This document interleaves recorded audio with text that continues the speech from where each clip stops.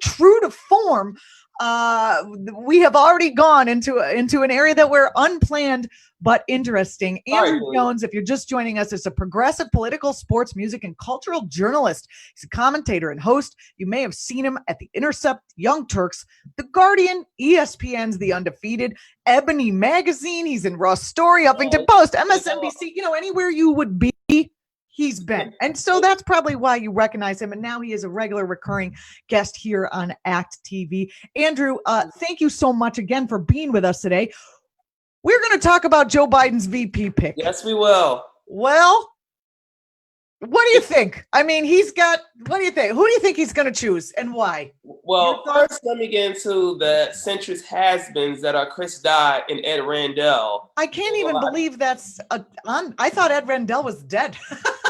I mean, to be rude, but I mean, you haven't heard anything from him in 20 years? You would think that they, after 2016, when Hillary, because of our electoral college and also a lot of white suburban voters, because people try to blame third party and they try to blame then black people that didn't come out to vote, whatever. Like, no, if we don't have electoral college, she would have been in the president. But Ed Randell, Chris Dodd, who's Joe Biden's bestie from back in the days when he was Senate, they love Joe Biden. So that's why they're part of the whole VP search community. Thankfully, though, there's a lot of women, particularly black, brown, and thankfully white women in solidarity overall with black and brown women who understand how problematic Chris Dodd and Ed Randell is. And it's shameful what they did to both Kamala Harris and now Karen Bass in this process, because I've said that, first off, for people that don't know, and I've reiterated this before, Amy Klobuchar was originally given the job practically to be Joe Biden's VP. And it's been documented, and I would honestly share my screen if I could to show the whole tweet on this. But literally the day before Super Tuesday, so this is 2 days after Joe Biden won his first state in South Carolina, and most importantly, when the centrist coalition calls happened, when Obama basically said to Buttigieg and Klobuchar, you probably should get out the primary and coalesce around Joe Biden. And the thing that's key to understand is that they didn't have to do that, Buttigieg and Klobuchar. They could have said, no, we're going to stay in this race because we feel that we're definitely better than Biden. We had more delegates than him before South Carolina, and we still feel that we're on the long run in the good. And Klobuchar, because Buttigieg already talked about that previously in terms of him hosting Jimmy Kimmel out of nowhere, which was like out of nowhere. And that was one of the promises likely given towards him. Klobuchar is great friends with Obama and Biden. And they said, you know what, Amy, this is something where you're popular enough to us, and we're gonna beat this guy anyway. We're gonna beat him in Pence anyway, all right? So we'll give you the VP. And this is why she went and announced that she was dropping out on Lawrence O'Donnell's show, because she was actually given the role. But the reason why this all occurred is because the likes and Ashton Wiley of the New York Times reported on this. Al Sharpton and a lot of prominent black House of Representatives women like Maxine Waters, a few others, Marsha Fudge, they basically were like, no, this cannot be Amy Klobuchar getting this role or whatnot, especially when we already know that Kamala Harris is way more talented than Amy Klobuchar and way more realer than Amy Klobuchar. And the only reason why she didn't make it to even voting is because she called out Biden on busing. Mm-hmm. So, and they got mad at this, all the centrists or whatever, because they thought Kamala was always going to at least ride, for, Biden all the way and not attack him. So they've made it vote. Why would Biden not? I mean, everyone's saying we got to pick a woman of color, but why would Biden not pick the most progressive person? I mean, does he not hear that progressives are saying, you're too centrist and we don't even want to come out and vote because, I mean, Trump is so bad, we probably will, but we can't in good conscience vote for you because you're too much of a centrist. How does he not pick, more of a true progressive to make those progressives happy? You hit it right on the head, Julia, because if you wanted to choose the most progressive person, he would choose Nina Turner or Rashida Tlaib. He would choose them for sure, because Nina Turner would have been Bernie Sanders' VP for sure. And Rashida Tlaib would have been a backup if Lord forgives something happened to Nina Turner, because you never know, all right? So they would have been certainly, definitely the case. And then maybe Barbara Lee, but Bernie doesn't have that close relationship with Barbara, which is unfortunate, but they like each other overall. And that would have been the case. So Biden should be, Nina Turner should have always been a part of this whole setup. But Nina and Rashida, they keep it a little bit too real or whatnot. Because Rashida kept it too real on Hillary in terms of January, in terms of booing her, saying, I'll mind you, boo. And Nina always keeps it real all the way where they got mad at her for simply deciding to go with Bernie when Marsha Fudge was saying that you don't know your future of the party is going to be the same. Basically threatening the centrists were threatening Nina Turner, and centrists were threatening progressives or rationalists, as I call us. So they would be. I like that. You call the progressives rationalists. Well, we're rational. I mean, Medicare for all, rational. Public schools, like rational. If we want a country that's truly about being the best or whatnot and educating everybody, we would be about rational things. That's very interesting. I love that. That's great. No guns in the street, no guns anywhere. We would be rational if we had that, where we wouldn't have certain communities, black communities, brown communities that are poor and ravaged because of lots of systematic race, and they wouldn't need guns and also war on drugs. We wouldn't have that, but pharma can sell everything, and now this vaccine for COVID-19, we are all like fear-mongering because Russia and even China and Brazil may get the vaccine before us. So a lot of big pharma is about that. But anyway, just back on VP. Now, the reason why the person who I chose and who I told this to Jordan Sheridan directly and added this all the way, and why I said in late April it was a tie between her and Amy Klobuchar, where it was really tough for him and Biden, is Stacey Abrams, actually. And Stacey Abrams, and one thing about Biden is that as a centrist, just like Obama, because really Obama and really Jill Biden really kind of choosing this, and they've really been influential in this, as well as maybe Jeff Bezos on the outside, a few other people, because they're all in the center on this, even probably Bill Gates. It's just something where they read the room centrist. Sometimes they don't do it in a fashion that's really, truly courageous, kind of cowardly. That's why we all get on Anthony Fauci, because we know that even though he's a smart man, that he's still refusing to call Republicans crazy for not wanting to just adhere to basic science and protecting people. So centrists of all kinds, they read the room. And Biden sees that we kind of do need some real progressive, or at least some level of progressive whatnot, but not too real where we have someone saying we're for Medicare for all like Nina is, like how Bernie's, like in terms of Bernie's style. So Stacey Abrams really, with how she's dealt with a lot of Georgia crazy Republicans in the Georgia House, and how she should be Georgia's governor right now if it wasn't for a lot of ridiculous voting things that took place. She's really incredibly smart. In fact, she's arguably smarter than Obama. In fact, she is, honestly, to me. And she has an incredible story, being, Mississippi, born and raised Christian, all that stuff.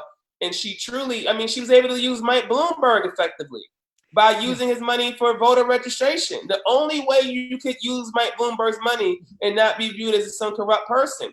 And she galvanizes people and everything. Now, this is not an endorsement of Stacey Abrams overall, even though she's really a great story and real great person, because I believe that Nina Turner is certainly more real about these things or whatnot than her, but Stacey's definitely real about these things. And it's something that she's been on Joe Biden. She's the only one that appeared with Joe Biden on national TV on Lawrence O'Donnell's show.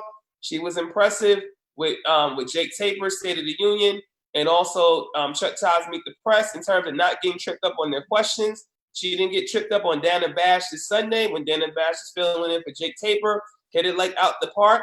She is really sound in terms of what they look for.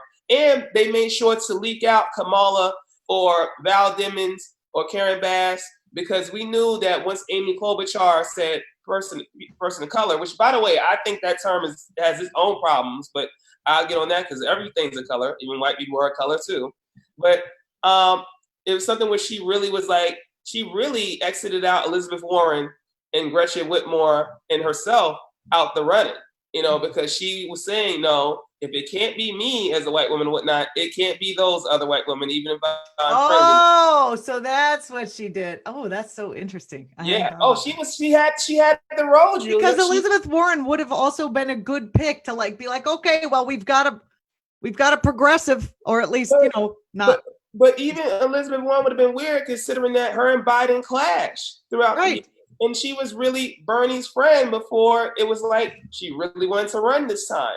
And that's the thing, with Elizabeth is a real thing that she has to factor in with a lot of Twitter left, not only just the Twitter leftists who are just, get vocal, and sometimes it's a little too much, including some that were supposedly Bernie solidarity with me, who now feel like I'm this horrible person, whatever, who simply said, oh, John Lewis deserves to get your full praise instead of y'all criticizing John Lewis. By the way, respects up above to the late Michael Brooks, who was a good colleague of mine, but it was something where this was a big consternation in terms of a lot of the left who are not black, who basically felt, and who were predominantly white males, who basically felt that, Michael Brooks deserved to be lionized way more than John Lewis. But anyway, just back on the BP thing, I think a key thing I think that's because they knew him personally. Well, I knew Michael Brooks personally.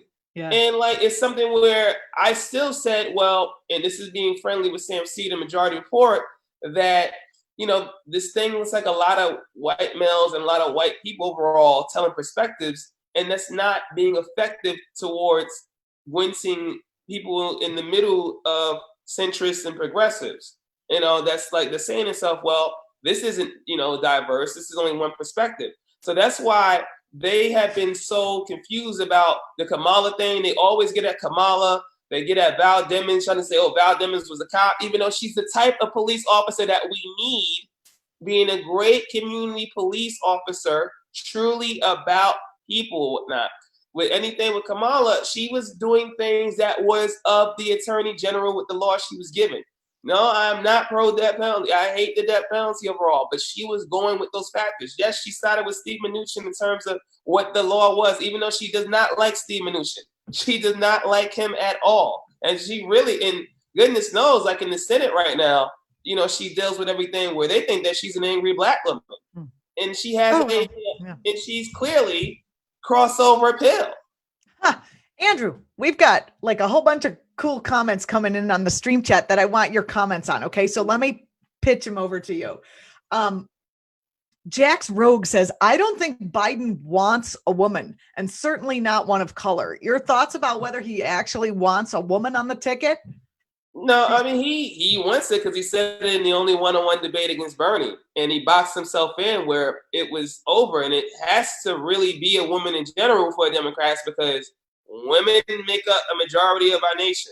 Women vote regularly and whatnot more than men do. Now, there's other factors why men can vote in terms of certain incarceration for certain men, in terms of black men overall, but that's just a factor of what it is. So, especially for the Democratic side, this time it needed to be at least a woman. Now, it definitely, for sure, definitely needed to be specifically a black woman on this overall, but it needs to be a woman that at least was catering towards the full black community, as any Democratic person, centrist or progressive, would do, because we're part of the Democratic backbone. So, so I would say this: Chris Dodd and Ed Rendell probably were like, "Oh, I wish we didn't back ourselves into women overall," and a few of the other centrist men, maybe, But people probably like Bill Clinton wouldn't say anything like that because he knows his wife would be like, I should be president. And Michelle Obama definitely would be like, Obama would never say that. Yep. So certain men probably didn't, but Biden, he knows how to read the room on things. People got to understand with Biden, he knows how to read the room on things. He's not as conservative as people think. He's conservative in a lot of things, but he's not conservative inherently like that. He just Andrew, Outback Lucky says, I think it will be Susan Rice. What do you think? See, everyone's thinking that because they see, she's national security like Biden, and she's conservative like Biden. Well, at least in terms of her dealing with foreign policy. But a lot of black people don't know Susan Rice. A lot of people, even Democratic side, don't know Susan Rice, so they don't trust her in terms of things. And even Susan Rice really doesn't want the role. She's like, I've never been a public official in terms of voting, in terms of a legislator. And this is the thing, that she's more of someone that handles broad affairs for America overall. I will tell you this, though, is that for sure for Secretary of State, I think it's going to be Sam Vinograd for sure. So, But Cora says, when does Biden finally stop this charade and invite Hillary? Well, that won't go down because Hillary is like, I should be president. And that's why Biden did the live stream with her. Because Hillary's not going to be anybody's VP. This is Hillary Clinton we talking about. Hillary Clinton, the reason why, because Hillary and Biden are the same, except for two things. That's key, as I said before. Joe Biden's a man with a tallywhacker, people that know whatnot. And Hillary Clinton was more popular and famous than him, but unfortunately in the 90s, especially with white suburban women, they thought that she was too cool or too smart or whatnot, and then there was something wrong with her. The voting, you can't win as a woman. If you're smart, you're too smart. If you're not smart, you're just a stupid woman. You're just fucked. The voting bloc that should be for her, centrist white woman in the suburbs, that should be for her.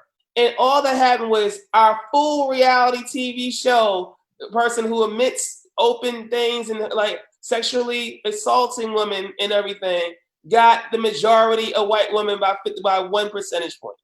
So those are so that's why you saw before COVID-19 hit crazy here, and then everything happened tragically with George Floyd and Breonna Taylor and Ahmaud Arbery, but all that Biden was already ahead slightly of our fool compared to Hillary being tied practically, at least nationally. But then Hillary wasn't popular vote, but in certain states though, we know what happened. But Biden was already ahead in Michigan, despite us being like, well, you knew Bernie would probably blow him out, and certainly went off 50 states by just people feeling to Bernie. But there was a reason why, because Biden was a man, and he wasn't as popular and known as Hillary was in the 90s. And then also that other element is that he was Obama's VP. Andrew, what about McCourse? Wait. There's another one. Irate Lump says, I'm still expecting a harebrained unity ticket with Susan Collins. That person needs to follow me on Twitter where they wouldn't be saying this stuff. Come on, people, stop this nonsense. And then, first off, practically all white women are out. So if you think hello, have you not been listening? White women out. Yeah. So if Amy Klobuchar's out, when her and Susan Collins are friends with each other, even though Susan Collins obviously more crazy conservative, then also, so if Amy Klobuchar is out with Elizabeth Warren, Gretchen Whitmer, who definitely has so many things to focus on in Michigan, where any governor that's in his first term trying to be vice president, that's just nutty. But they're too busy for all of that. So if they're too, for Biden in terms of this or whatever, in terms of just them being white overall, then Susan Collins or Lisa Murkowski or or Kay Bailey Hutchinson, you might as well name all the crazies in the past or whatnot. That one who said she wanted to love a pig. What's her name? The one. Oh, forget it. From Iowa, Jeannie Ernst. You remember that Sarah Palin again or whatnot? Oh, Sarah Palin, yeah. And this is the thing, Julie, that's really key, because people have already tried to say Stacey Abrams would be just like the Joe Biden selecting how McCain selected Sarah Palin. And that is fucking ridiculous. Thank you, Julia, because it's so insulting. Insulting. Now, Stacey Abrams, she graduated from Yale, people. She is incredibly smart. Now, you can graduate from Ivy Leagues, and then you could be like Ron DeSantis. Well, Ron DeSantis graduated from both Yale and then had his law degree at Harvard. So I'm pretty sure when a black woman graduates from Yale, it's a different kind of degree than when a rich white asshole goes to all those schools. I mean, you got to earn it twice as hard, right? I mean. Yeah, George W. Bush, Ellen DeGeneres in mind George W. Bush on her show, and that's why she's got the issues that she's gotten. But, it's the difference, when you do that. So Stacey Abrams is really, really smart. And this is why they kind of delayed this, because Biden knew either today or tomorrow was when he was supposed to do this officially. Then over the weekend, they were like, oh, we're going to then choose in a week and a half now. And the reason why is because they knew they had messed up with Kamala Harris and Karen and Val Demings and making them look, especially with Kamala's camp. I mean, the K-Hive was not here for her being, and especially Kamala, she was not here for being used as basically a whole sideshow. No. And she doesn't deserve that at all. No. Considering everything. So we have a little bit of breaking news I'd like to put out there with you, Andrew, get your thoughts. Trump just signed John Lewis's bill into law, the Great American Outdoors Act. Are you following that process at all?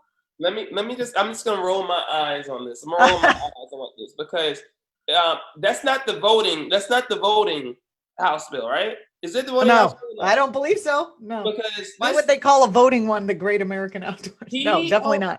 The full trademark, because that's what I call him on Twitter in general. He only did that because he had the train wreck that he had on Axios with Jonathan Swain last night, where he was saying, "Oh, I've done more for the Black community than any other president in history," and all this other, deranged nonsense that he was saying. The only thing I give credit for is him saying Black community, not saying there's my African American or whatnot over there, democracy over that. By the way, people, I say Black American overall because we don't say European American, so it's okay to say the word Black people. It's okay to say the word Black. It's something where. Thank you. I'm going to use that when someone yells at me. I'm going to clip exactly that part because I want to do the right thing for the community. And you have said this is what I do. Okay, Black people, good. Spike Lee need to send you some checks for you saying do the right thing. And you did that just naturally. You didn't even do it thinking about him.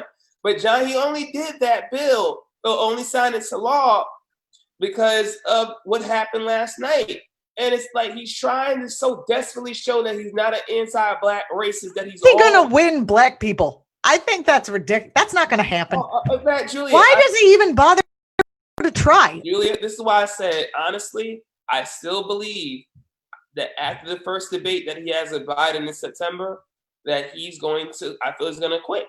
I feel he's going to pull a Nixon because he's already trying to say, oh, this election is fixed, all mail-in ballot or whatnot. Andrew, that I haven't heard anyone say that before, and that would, I think, suck. And I'll tell you why. Because if he quits, then Pence becomes the president, and then basically from from September or whenever it is to November, Pence runs for re-election, and everyone says, "Oh, we can vote for this Republican now because he's not Trump." They're not going to hold Pence responsible for the same shit. I think, Julia, they see how Pence is in that case. They see how Mitch McConnell's in that case. They are all scared in this country now. Even a lot of people, Texas red Republicans. Missouri red Republicans, Georgia red Republicans, Florida red Republicans, they are all scared of their Republican Party right now. That's why Joe Scarborough, for people that don't see whatever, he's able to have high ratings right now because he's had a real moment of reckoning these past 4 years and even before, where he's like, Republicans, that's why people are crazy, especially white conservatives. And we believed in a lot of things and we were hypocrites over time and we were really racist. And it's something where they see now with COVID-19 now, this in terms of basic safety, that this crisis is showing them, wow, this is opening my eyes to how crazy this is. And then what happened with the stimulus checks, they have not even given it outright with their people that did not receive. This is a scam. Mm-hmm. They were supposed to give this out, either direct deposit or check. It took me weeks where I said direct deposit. I didn't see anything. There've been white people in the suburbs because my full disclosure, some people in my family did not get their full allotment of money, $1,200 that was promised, and they got it in a debit card. So they are just busy lying about how this is. So in every facet of government, Republicans are scaring a lot of Republican voters, even though there's a good bit that's 80-85% loyal to him. There was a lot of independent voters who always really were Republican. And they were like, we can't do this. Especially we got Biden here. We know Biden, and Biden is reasonable compared to this. We can't do this. And most importantly. Yeah, because they're hoping that they, a centrist, that the DNC was like, we need a centrist because if we put a Sanders or if we put a Warren or if we let anyone even anywhere near a Sanders or Warren, we're going to lose those voters that they're hoping to get that say, well, Biden is, not he's not really a Democrat. You know what I mean? He's not so bad. That's what they're going for. If it was the Warren in 2015, I would say yes, but they would have been comfortable with the Warren in 2020, especially with more Hillary people in her camp all the way, because that's why they kind of wanted her to, and she was hoping to stay in the race and try to be like, you know what, if Bernie doesn't clinch 1991, we can be like, hey, this is the rational choice for all the delegates from everybody else to go to her, including Bloomberg's delegates. Because people forget,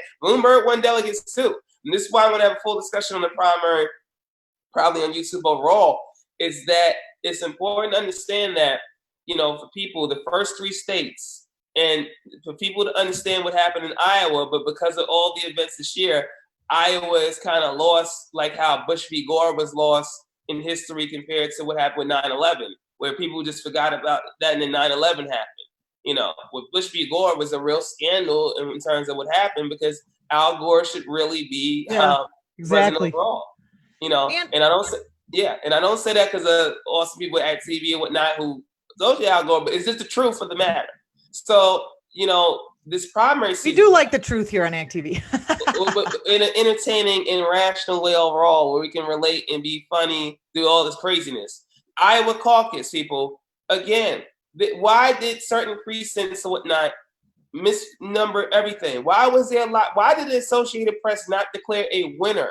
The Associated Press did not declare a winner officially, yet Pete Buttigieg and centrist media, this is the power of centrist corporate media. They have done it. They have made sure that people knew first that, you know, they tried to prop up Buttigieg, tried to prop up Klobuchar with momentum. But even beyond the primary, when Trump got 51% approval rating for COVID at the beginning in March, they were like, we need to make sure in every segment, Jeff Zucker, Andy Lack at MSNBC, we need to make sure that every segment, we make sure people know how disastrous this man is, where it's not even up for debate anymore. Well, not him, how disastrous Republicans have been, even though now they're still trying to false equivocate the $600 for unemployment benefits.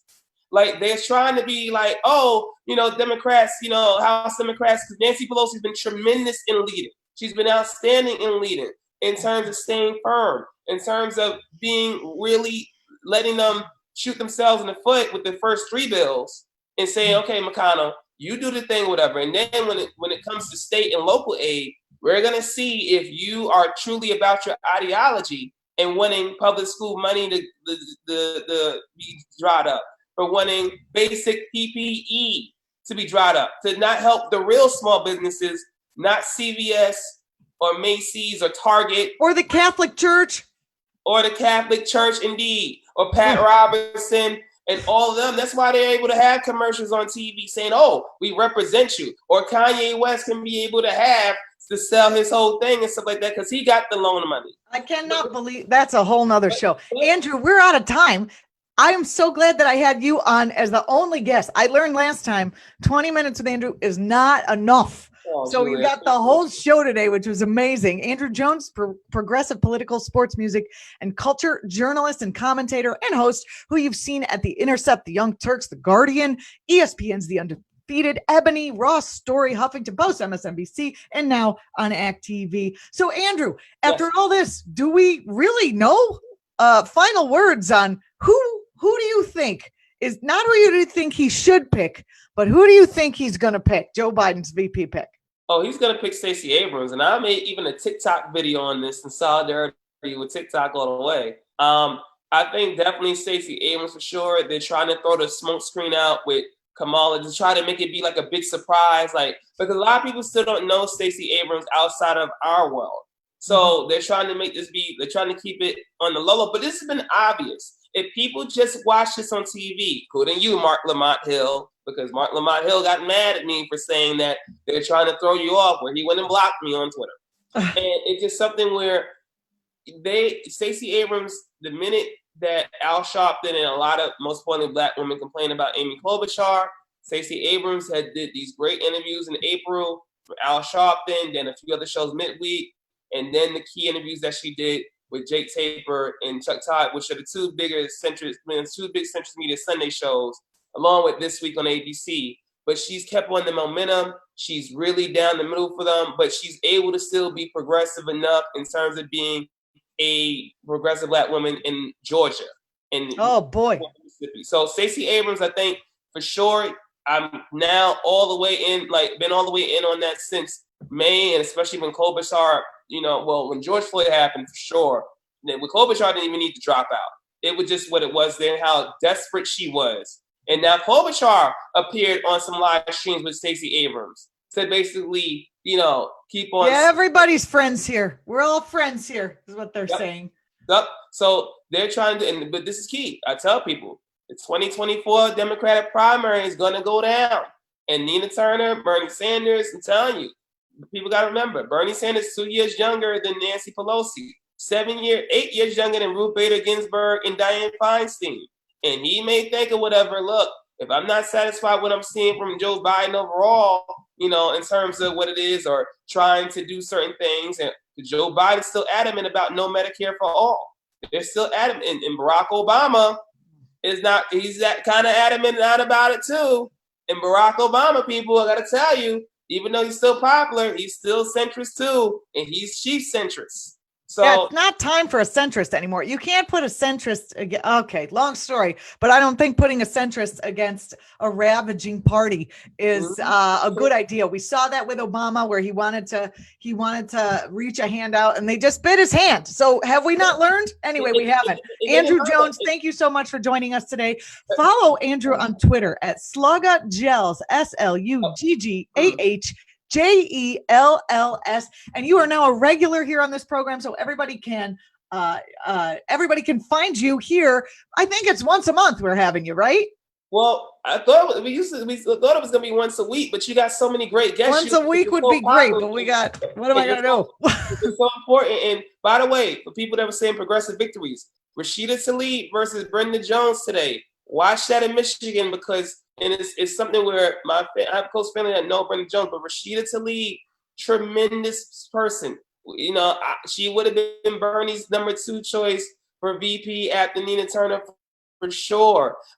They wanted Bernie to stay in the race, so whatnot, even though Bernie knew that because of certain factors that I can't go on record on and whatnot, but they knew whatnot that Bernie was not going to make up the delegate lead against Biden, that Biden got on Super Tuesday suddenly and never looked back. So This is crucial. She played Cori Bush in Missouri in her race, so whatnot. And also shout out to Jen Perlman down in Florida, who's a tremendous source overall. She takes on Debbie Wasserman Schultz. She is really great. And Julie, I told Jen she need to talk to you. So hopefully that happens, because she's really outstanding. That would be great. We will I will have Alana reach out to you, Andrew, and maybe you can hook that up. That would be terrific.